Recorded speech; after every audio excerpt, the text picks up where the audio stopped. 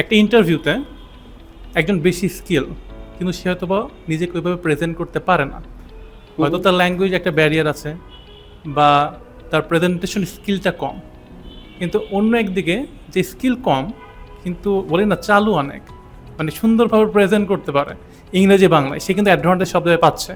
এবং আমরা যদি দেখি যে ইন্ডিয়ান পিপলগুলো কিন্তু আমাদের বড় বড় ইন্টারন্যাশনাল টেক ইন্ডাস্ট্রি কিন্তু টপ ম্যানেজমেন্টে চলে যাচ্ছে এবং বাংলাদেশের অনেকেই তার থেকে বেশি স্কিল থাকা সত্ত্বেও কিন্তু সেখানে পৌঁছাতে পারছে না, হতে পারে তারা সেভাবে নিজেকে প্রেজেন্ট করতে পারে না।